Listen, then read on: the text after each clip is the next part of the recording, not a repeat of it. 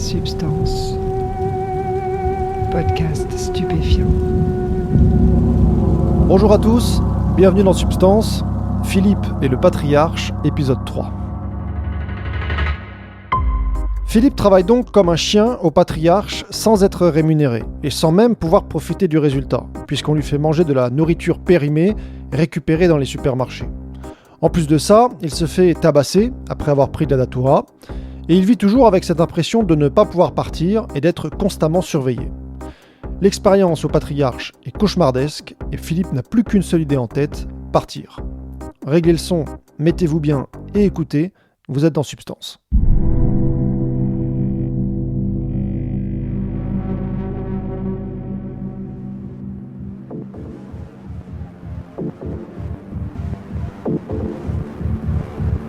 Ça a été très, très violent. Ouais. Quand j'ai pris le coup de côté, là, je m'y attendais pas du tout. Quand ils m'ont tabassé, je me suis mis en position fœtale pour essayer de me protéger le visage au maximum, le ventre aussi.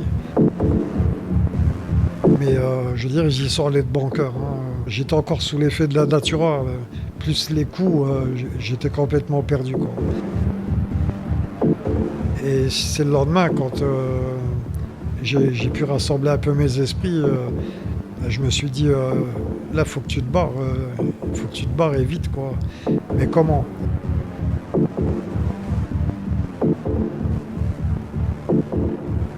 Je te dis, même quand t'allais aux toilettes, il fallait laisser la porte des toilettes entrouverte. Même si c'était la grosse commission, il fallait laisser la porte entrouverte. T'avais aucune intimité. Il y avait toujours quelqu'un avec toi, c'était la règle. Il y a des gens qui étaient là depuis 1 an, 2 ans, et là-bas on te disait pour que ça soit vraiment efficace, pour que tu sois guéri, il faut rester 1 an et demi, 2 ans, plus tu restes et mieux c'est. Et là j'ai posé la question, j'ai dit mais si je veux partir, alors on m'a répondu on fera tout pour t'en dissuader. Et j'ai pu parler à quelqu'un qui était là depuis plusieurs mois avant moi, qui m'avait dit, en fait, les papiers, ils ne te les rendent pas. Ils te changent de centre. Tu risques de te retrouver à l'étranger, sans papier à l'étranger, pour te barrer. Après, tu peux plus. Là, ça a été ma grande crainte. Dans tous les centres que j'avais fait, c'était le 3e, c'était des centres de première phase. Et en fait, il y avait des centres de 2e phase et de 3e phase. 3e phase, c'était beaucoup plus libre. Hein. C'était des gens d'un certain âge qui étaient là depuis vita aeternam et qui vivaient là, en fait. La 2e phase, c'était des centres, il n'y avait pas de sevrage dans ces centres-là, c'était des centres où on te faisait travailler beaucoup. En fait, j'étais dans un centre qui dispatchait de la bouffe périmée pour les centres avoisinants, tu vois. En même temps, ils nous faisaient rénover la baraque dans laquelle on était. On a tout fait avec des produits de récupération. D'un taudis, on en a fait un truc super joli, mais dont on ne profitait pas puisqu'on travaillait tout le temps.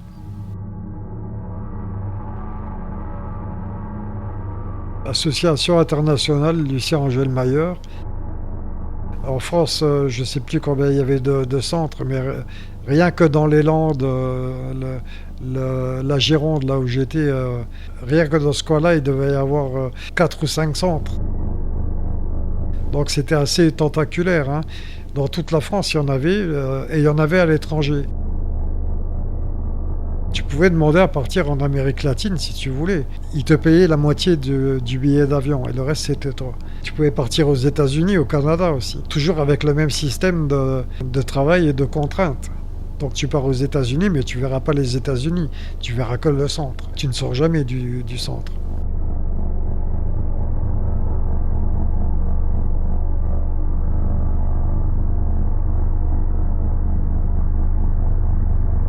Après le tabassage en règle, là je me suis dit, quelques jours après, hein, le temps que je reprenne mes esprits, tout ça, que la tension retombe, je me sentais très surveillé. Et donc je me suis dit, je vais me couler dans le moule et je vais faire comme eux.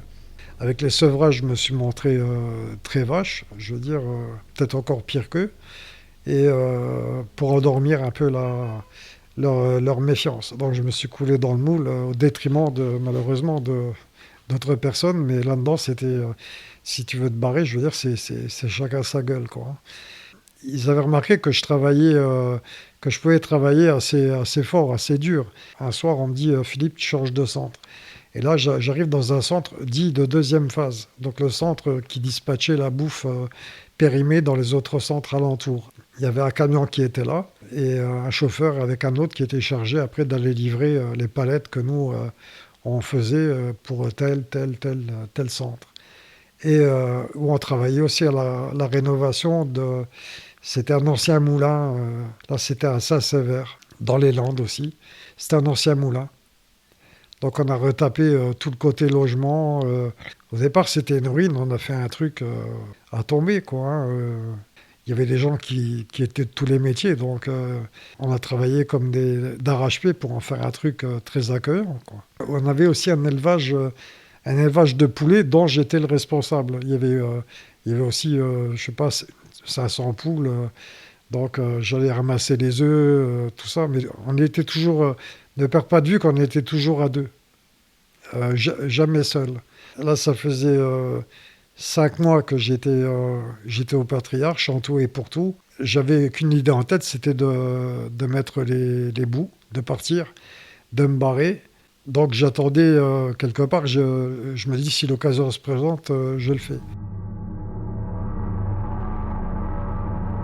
Je corresponds avec ma femme par courrier, avec ma famille aussi. À savoir que toutes les semaines, on avait droit à un coup de téléphone. Alors à l'époque, il n'y avait pas de téléphone portable. C'était encore les téléphones avec l'écouteur fixé sur le socle, quoi, hein. On avait le droit de téléphoner à la famille, mais tu avais un responsable qui avait l'écouteur et qui était avec toi. Et qui te disait attention, ne dis pas n'importe quoi. Donc c'était toujours la même chose. Ça va, ça va. Oui, on mange bien, tout le monde est sympa. En fait, tu ne pouvais pas dire ce qui se passait. Parce que l'autre était là, prêt à couper. Si tu avais dit une connerie, tu risquais de te retrouver encore, peut-être te faire dérouiller ou changer de centre. Donc, en fait, tu ne pouvais pas dire les choses telles qu'elles étaient. Vraiment. Tu disais ce qu'eux avaient envie d'entendre, en fait. Pour les courriers, c'était pareil. Ton courrier était lu avant d'être envoyé et les courriers que tu recevais étaient ouverts. Et on te l'amenait, le courrier avait été lu. Tout était surveillé, quoi. Tu pouvais pas, même à demi-mot, c'était très difficile. Et un soir, après une journée comme les autres, il te passait un film en espagnol, une vidéo, tu comprenais rien, mais bon...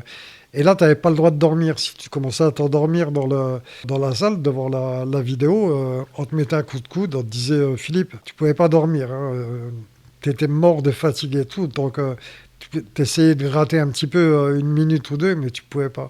Tu avais toujours un côté qui te mettait un coup. Tant que c'était pas l'heure de dormir, tu dormais pas. On faisait en sorte que tu fermes pas les yeux, quoi. Quand c'était l'heure de dormir, là, il fallait dormir, il fallait pas parler. De toute façon, on n'avait plus envie de parler, on était tellement crevés que, à peine allongé, tu t'endormais comme une masse. J'avais été étonné les premiers temps de voir que tous les membres que je croisais avaient tous les yeux rouges injectés. Et après, moi aussi, j'ai eu les yeux rouges injectés, j'ai compris pourquoi. Parce qu'on travaillait tellement et on ne récupérait pas assez, donc tout le monde était épuisé, fatigué, en manque de sommeil, complètement abruti par le travail. En fait, on en arrivait à un point où on avait du mal à penser par soi-même. On était tellement pris dans on avait du mal à avoir du recul, en fait. On ne pouvait pas.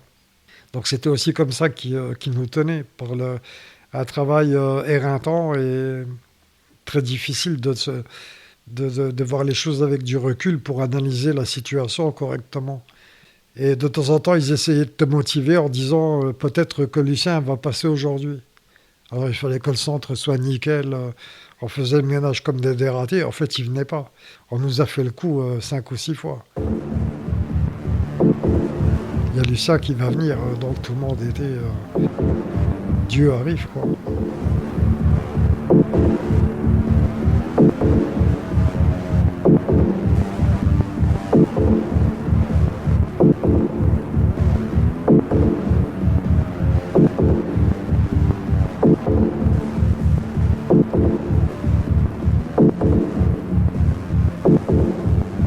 Et donc moi j'étais responsable des 500 poulets qui étaient un petit peu à l'écart du centre.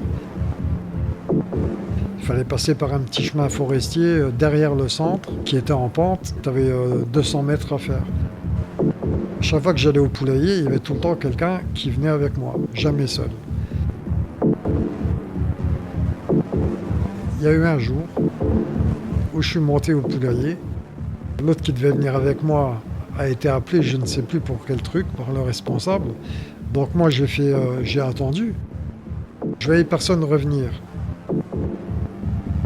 Je me suis dit je vais monter, je vais prendre de l'avance. Et quand je suis arrivé au poulailler, je me suis rendu compte que j'étais toujours seul. Il y avait des grillages autour, sauf à un endroit, parce qu'il y avait un tel mur de ronces d'une épaisseur quasiment, c'était infranchissable. Et pourtant, c'est par là que je suis passé.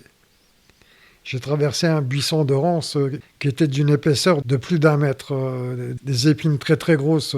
J'ai pas ressenti de douleur parce que je suis parti d'un coup, c'est venu d'un coup. Il y avait l'adrénaline, la peur de me faire reprendre surtout. Parce que je dis là, s'ils me reprennent, ils vont me tabasser, ils vont m'envoyer au fin fond de l'Espagne ou de l'Italie. Et là, je suis foutu. Donc la peur d'être pris, je suis parti, je veux dire, j'ai pas réfléchi, quoi. J'ai traversé le mur de ronces. Donc j'avais le pantalon qui était déchiré, j'étais coupé et griffé de partout. J'avais une veste de treillis qui était arrachée aussi. Je me suis barré. Il y avait une pente d'environ 20%, peut-être même plus, 25%. C'était un sous-bois qui montait comme ça. J'ai couru de toutes mes forces pour monter cette pente-là. Et je saignais de partout, mais je ne m'en suis pas rendu compte sur le coup. Et j'ai atterri dans la cour d'une ferme. Et il y avait le fermier qui était là avec ses enfants. Et quand il m'a vu, il m'a dit « Mais vous sortez d'où comme ça ?» J'ai traversé la cour, je ne lui ai même pas répondu. Et je suis parti direction un champ. Il y avait un champ en face de moi, avec une grosse souche, un arbre couché, quoi. Et à un moment, j'ai entendu qu'on m'appelait. J'entendais Philippe, mais dans le lointain. Je me disais, ça y est, ils ont vu, quoi. Donc je me suis caché dans ce champ-là, je me suis bien planqué. Peut-être une demi-heure après, j'ai vu des bagnoles que je connaissais, puis, qui tournaient sur les petites routes, quoi. En fait, ils me cherchaient. Ils me cherchaient. Après, la nuit est tombée.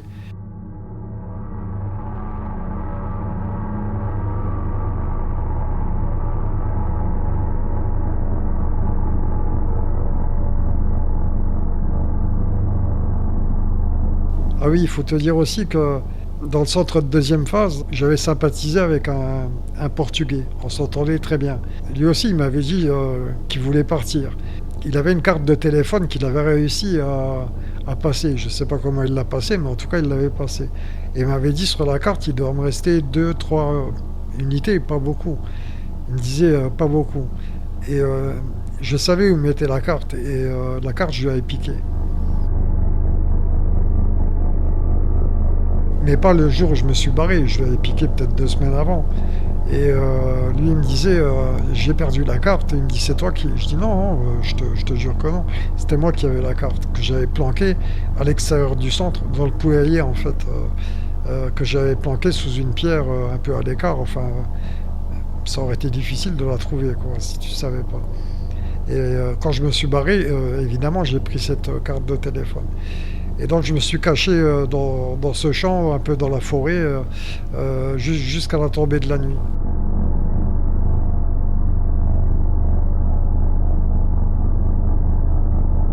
À la tombée de la nuit, je suis rentré dans le village de Saint-Séver. J'étais près de l'église. J'ai dit peut-être aller chez le curé, demander s'il peut m'aider et tout. Le curé m'a envoyé chier. J'ai dit, je viens du patriarche. Non, je veux pas avoir d'histoire, tout. Donc, aucune solution de ce côté-là. Donc, je savais que j'avais très peu d'unités sur la carte et je suis allé dans une cabine téléphonique en ayant toujours la crainte qui me tombe dessus, quoi. J'ai téléphoné à mon frère cadet qui, lui, savait que c'était une secte. Parce qu'une fois, j'étais au téléphone avec lui. Et mon frère ne savait pas que quelqu'un écoutait. Il m'a dit, mais c'est pas un peu une secte, ça Alors moi, j'ai répondu, non, pas du tout. Donc j'ai appelé mon frère. Je lui ai dit, écoute, il me reste très peu d'unités, je te donne le numéro de la cabine. Donc c'est ce qui s'est passé. Il m'a rappelé et je lui ai expliqué dans quelle situation j'étais. Et je pouvais aller nulle part. Donc il m'a dit, va chez les flics pour récupérer tes papiers. Moi, je t'envoie un mandat poste. Mais C'était le soir, donc il fallait que je passe la nuit pour faire ces trucs-là. Il y avait un marché couvert à Saint-Sauveur.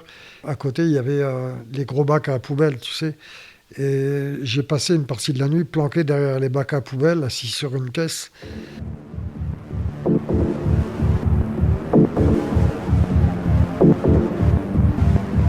Et je les voyais passer, hein. Je les voyais passer en voiture et tout ça, quoi.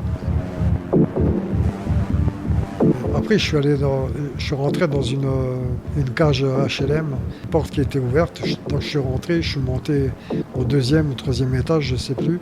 J'ai pris 2 paillassons qui se trouvaient devant les portes et je me suis allongé là, j'ai dormi là quelques heures. J'avais froid, je me souviens que j'avais froid. Ça devait être au mois d'octobre, dans ces eaux-là. Et le lendemain, je me dis, il faut que j'aille à la gendarmerie. J'avais très peur de sortir dans la rue au grand jour. Déjà, j'étais dans un état vestimentaire, mes fringues déchirées. Je saignais d'un peu partout. Enfin, j'avais des taches de sang un peu partout à cause de ce mur de ronces là. Et donc, quand je sortais de ma cache, les gens se retournaient sur moi et j'avais peur que ceux du patriarche me remettent la main dessus. Je suis arrivé à la gendarmerie, la porte était fermée, j'ai sonné et elle me dit ça ouvre à 8h. Il était 8h moins 5. La gendarmette me dit ça. Je dis écoutez, je viens du patriarche, ils vont me choper, quoi, ouvrez-moi la porte. Et juste là, je revois 3 du centre qui arrivent au coin de la rue, à environ 150 mètres de moi. Et j'ai dit ouvrez-moi, ils sont là, je vais me faire... Et elle m'a ouvert la porte.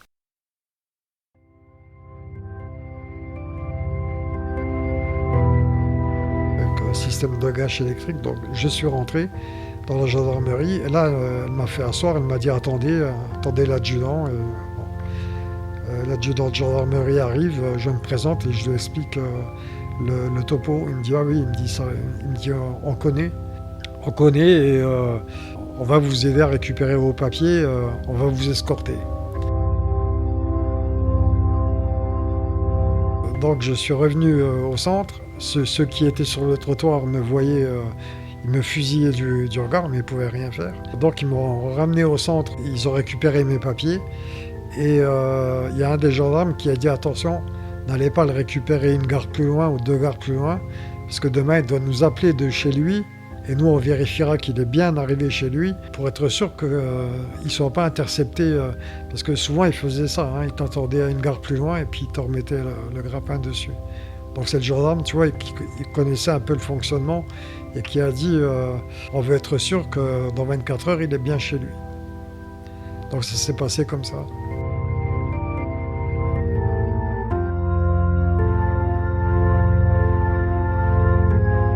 Je me suis senti soulagé, vraiment soulagé. Quand ils m'ont ramené au centre pour reprendre mes affaires et mes papiers, ils étaient tous là à me regarder, il n'y en a pas un qui m'a parlé. Et les flics faisaient aussi en sorte qu'ils montraient qu'ils étaient bien présents. Il y en avait un de chaque côté de moi et l'autre qui est allé chercher les papiers. Après, ils m'ont escorté jusque dans la chambre pour prendre mes affaires. Donc j'étais suivi par le responsable du centre et qui me lançait des yeux et puis qui me disait mais t'es pas guéri, tu vas replonger, tu dois rester. Je disais non, j'ai dit moi vos conneries j'en ai soupé, allez vous faire, enfin voilà, hein, comment ça s'est terminé. Hein. Un moment de triomphe quoi, hein, sur toutes les périodes difficiles que j'avais travaillées, tout le boulot fourni, tous les coups que j'ai ramassés, c'était... ah ouais, ça a été plus que la sortie de tôle encore, tu vois.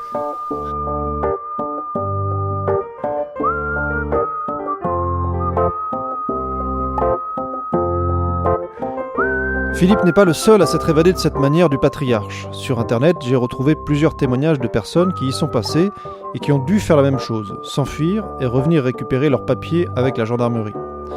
L'histoire de cette association est sordide à tout niveau.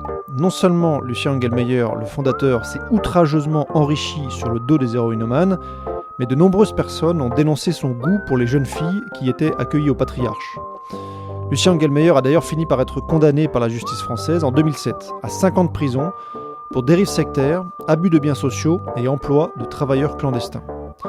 La justice l'a également poursuivi pour des viols et tentatives de viol sur des mineurs. Mais il n'a jamais assumé devant un tribunal puisqu'il s'est enfui au Belize, en Amérique centrale, où il est mort en 2007. A noter également qu'il a arrosé au moins un homme politique, Jean-Paul Séguéla, ancien député de droite de Haute-Garonne, en lui prêtant gratuitement 6 millions de francs qu'il n'a jamais remboursés. Sachant que Séguéla, qui était médecin, était le conseiller de Charles Pasqua sur la problématique des drogues, quand celui-ci était ministre de l'Intérieur. Pour cette affaire, Jean-Paul Séguéla a été condamné à 3 ans de prison, dont 2 avec sursis, pour trafic d'influence. Philippe avait raison. Sous couvert d'être un bon samaritain pour les pauvres drogués irresponsables, Lucien Engelmeyer exploitait en réalité des personnes vulnérables avec son système sectaire et il s'était manifestement acheté une belle protection politique. Philippe a malgré tout réussi à s'enfuir, mais il lui reste un défi, retourner vivre dans la réalité du quotidien. Il nous racontera ça dans le prochain épisode. D'ici là, portez-vous bien.